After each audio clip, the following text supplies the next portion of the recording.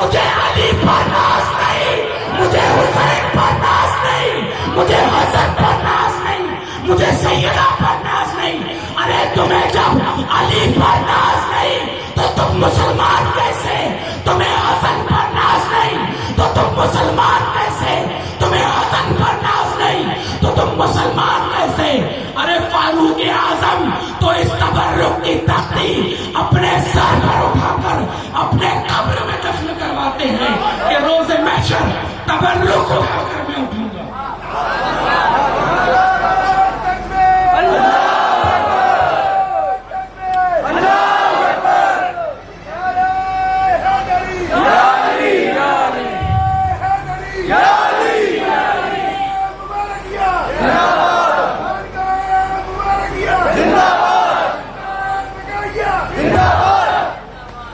غور کرنے کی چیز ہے، ایک طرف فاروق اعظم جو صرف نوشتے کے تبرک کو اپنے سر کا تاج بنا رہے ہیں، اور آج کے کچھ جاہل مولوی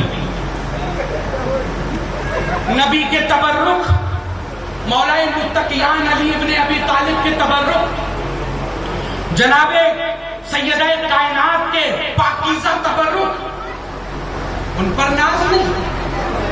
ارے تمہیں جب اس پر ناز نہیں تو تمہاری غلامی کیسی، تمہارے مسلمان ہونا کیسا، کہ جن کے صدقے میں آج ہم مسلمان بیٹھے ہوئے ہیں، جن کے صدقے میں آج ہم اسلام کی اس نورانی محفل کو ہم دیکھ رہے ہیں، اس پر بیٹھے ہوئے ہیں، نمازوں کو پڑھ رہے ہیں، بنا لا الہ ہے یہ ذات۔ عزیزان گرامی، کہنا زیادہ کچھ نہیں ہے، بس اتنا کہنا کہ جہاں بھی بیٹھے، ایک اکثر و بیشتر میں یہ جملہ کہتا ہوں کہ جب حضرت علی بن ابی طالب پہنچا کرتے تھے آپ رسول کریم صلی اللہ علیہ وسلم کی بارگاہ میں، تو آپ اگرچہ بغل میں حضرت جناب محمد مصطفیٰ صلی اللہ علیہ وسلم کی بغل میں بھی بیٹھا کرتے تھے، تو حضرت امام نسائی اپنے کتاب میں یہ رقم کرتے ہیں کہ جب بھی حضرت علی اگرچہ بغل میں بیٹھا ہوا کرتے تھے، تب بھی حضرت علی کو آپ بآواز بلند پکارا کرتے تھے، بآواز بلند پکارا کرتے تھے۔ تو صحابہ کرام پوچھا ایک مرتبہ، کہنے لگے کہ اے رسول کریم، میرے ماں باپ آپ کا قربان ہو جائے، علی اگرچہ بغل میں بیٹھے ہوتے ہیں لیکن آپ بآواز بلند کیوں پکارتے ہیں ان کو؟ تو آپ رسول کریم صلی اللہ علیہ وسلم نے ارشاد فرمایا کہ تم جانتے نہیں ہو کہ علی ایک کسوٹی کا، یہ میرے جملے ہیں، یہ حدیث کے نہیں، یہ میرے جملے میں آپ کے سامنے عرض کر رہا ہوں، جو حدیث کا نقش ہے وہ میں آپ کے سامنے رکھتا ہوں کہ علی ایک کسوٹی کا نام ہے۔ آپ کسی سونار کی دکان پہ جائیے اور جا کر کہیے کہ یہ سونا میں بیچنا چاہتا ہوں، تو وہ ایک پتھر پر گھستا ہے، اس کو کہتے ہیں کسوٹی۔ اس پتھر پر رگڑنے کے بعد پتہ یہ چل جاتا ہے کہ یہ پیتل ہے یا سونا، یہ پیتل ہے یا سونا۔ تو یہ نام علی ایک کسوٹی ہے، نام علی ایک کسوٹی ہے، اور حدیث کے جملے یہ ہے کہ علی کا ذکر سن کر، علی کا ذکر سن کر جس کے چہرے پر خوشی آ جائے، علی کا نام سن کر، علی کا ذکر سن کر جس کے چہرے پر خوشی آ جائے، سمجھ لینا وہ مومن ہے، سمجھ لینا وہ مومن ہے۔ اور علی کا نام سن کر جس کا چہرہ بگڑ جائے تو سمجھ لینا وہ منافق ہے۔ تو یہ حدیث کے جملے ہیں، اور علی کا نام ایک کسوٹی ہے۔ اگر کسی کو پرکھنا ہو کہ سامنے والا مومن ہے یا سامنے والا منافق ہے تو ذرا علی کا ذکر کر لیا کرے۔ اگر چہرہ بگڑ جائے تو سمجھ لے کہ منافق ہے، اگر چہرہ خوشی سے کھل جائے تو سمجھ لینا منافق۔ یہ ہے علی کی ذات۔ اور آپ ہم پر فتویٰ لگاتے ہیں، آپ ہزاروں فتوے لگائیے، ہم تو اکثر علامہ بیشتر ہم یہ علامہ رومی کا ایک شعر کہتے ہیں کہ ہر گیرت علت شبد، کفر گیرت کامل ملت شبد۔ ہم مزاحیہ جملے میں ایک بات ختم کر دوں، احمد فراز کسی جملے کو آسان کرتے ہوئے، اسی شعر کو آسان کرتے ہوئے کہتے ہیں کہ وہ ہمیں کافر کہتے ہیں تو کہتے رہے فراز، وہ ہمیں کافر کہتے ہیں تو کہتے رہے فراز، امی کہتی ہیں جو کہتا ہے وہی ہوتا ہے۔ تو آپ کے لیے صرف اتنا ہی کافی ہے کہ آپ ہزار لگائیے، یہ زبانیں کٹ جائیں گی، علی علی نہیں رکے گا، یہ گردنیں کٹ جائیں گی، علی علی نہیں رکے گا، سولیوں پہ چڑھ کر علی علی نہیں رکے گا، کیونکہ علی علی ہمارے خون میں ہے، ہماری ماؤں نے گھٹی میں ہمیں علی کی گھٹی پلائی ہے، لہذا یہ بدلنے والی نہیں ہے۔ اور ایک شاعر نے بھی بڑے پیارے انداز میں کہا کہ جو چاہتی ہیں کہ مائیں کہ نیک ہو بچے، جو چاہتی ہیں مائیں کہ نیک ہو بچے، تم ان کو دودھ پلاؤ علی علی کہتے۔ تو اب نیک اولادوں کی پہچان دیکھ لینا اور بدبخت اولادوں کی بھی پہچان دیکھ لینا۔ علی کا نام سن کر چہرہ کھل جائے تو سوچنا کہ نیک اولاد ہے، اگر بدبخت ہوگی تو چہرہ بکھر جائے گا، کہے گا کہ یار تم کچھ نہ کچھ ہو الگ۔ فتوے تو ہزار لگے، اور ایسے فتوے الحمدللہ ثم الحمدللہ ہمارے گھر کے بچے رف میں یوز کر کے نکال دیں۔ اگر علم ہے تو بیٹھ کر بات کرو، یہ گستاخیاں چھوڑو، یہ تفرقہ چھوڑو۔ ہمارے رسول نے ہمیں مسلمان بنایا، کوئی فرقے والا نہیں بنایا۔ قرآن کریم میں کہا گیا وَتَصْمِعُ حَبْلِ اللَّهِ جَمِيعًا وَلَا تَفَرَّقُوا، اور اللہ کی رسی کو مضبوطی سے تھامو، فرقوں میں مت بٹو۔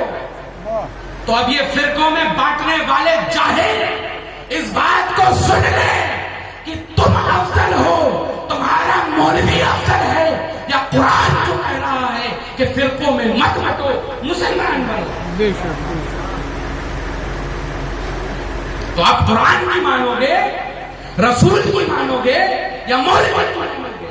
رکھو سر پر قرآن، اپنے اپنے مولویوں کے، اور اس آیت کا ترجمہ پوچھو، اس آیت کا ترجمہ اور تشریح کیا ہے کہ اللہ کی رسی کو مضبوطی سے تھامو، فرقوں میں مت بٹو۔ اور تم ہزارہ فرقے بنائے گے، یار ایک ہی فرقہ رہنے دو، جو فرقہ محمدی ہے، جو فرقہ محمدی ہے۔ رسول نے کہا، اللہ نے کہا کہ اور میں نے تمہارے رسول کو تمہارے لیے اسوہ حسنہ کر بھیجا، تو ہمیں اس اسوہ حسنہ کو فالو کرنے دو، ہمیں مولویوں کو اسوہ حسنہ ہمارے لیے نہ بناؤ، ہمارے لیے ہمارے نبی اور ان کی اولادگان اسوہ حسنہ ہے، اور وہ کافی ہے۔ میں آخری بات میں گفتگو داخل کر کے میں ایک جملے سے اپنی گفتگو ختم کرتا ہوں۔ ایک حکایتی نے ایک حکایت یہ لکھی کہ جب رسول کریم صلی اللہ علیہ وسلم جنت میں تشریف لے گئے، اس شعر کی نسبت کرتے ہوئے کہ شاہ سرفراز کے اندر شب معراج با احمد مختار یکے بود علی بود۔ شاہ سرفراز کے اندر شب معراج با احمد مختار یکے بود علی بود۔ یہ کسی ایسے ویسے مولوی کا شعر ہے، یہ حضرت علامہ شمس تبریز کا شعر ہے۔ آپ یہ لکھتے ہیں کہ جب شب معراج تھی، آپ رسول کریم جب شب معراج پر تشریف لے گئے، جہاں جاتے علی کا نام سنتے، جہاں جاتے علی کو دیکھتے، جہاں جاتے علی کے چرچے ہوتے، اس لیے کہا شاہ سرفراز کے اندر شب معراج با احمد مختار یکے بود علی بود۔ اسی زمرے میں ایک حکایت لوگوں نے لکھی کہ جب رسول کریم صلی اللہ علیہ وسلم جنت کے ایک دروازے پر پہنچے تو جنت کے ایک دروازے پر سونے کا ایک کنڈا لگا، जन्नत के दरवाजे पर एक सोने का कुंडा लगा हुआ था। जब वो हिलता था तो उससे एक आवाज आती थी, वो आवाज थी अली अली अली अली। जब इस हिकायत को नोट किया गया तो मेरे जहन पर एक अच्छी सी एक निज़ामिया भी और एक हकीकत आपके सामने मैं रखना चाहता हूं कि अज़ीज़ाने गिरामी, उस दौर एक सोने का कुंडा अली अली कर सकता है, आज के दौर में आवारा माओ का गुंडा अली अली नहीं कर सकता। वजह है फिर से कसौटी, मुनाफिक और मोमिन की कसौटी। अली वाला होगा अगर हक वाला होगा, मुसलमान होगा, मोमिन होगा तो चेहरा खुशी से खिल जाएगा, मुनाफिक होगा तो चेहरा बिगड़ जाएगा। अगर अब आज के बाद कभी तुमने मोमिन और मुनाफिक में फर्क करना हो तो जाकर जरा सा अली की बात कर लिया करो, चेहरा खिल जाए तो हाथ चूम लिया करो, चेहरा बिगड़ जाए तो समझ जाया करो कि कहीं ना कहीं इसमें खोट जरूर है, इसलिए ये है।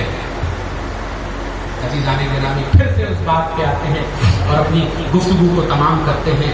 अजीजाने गिरामी, बड़ी मुश्किल से ये निस्बतें हासिल होती हैं, चाहे वो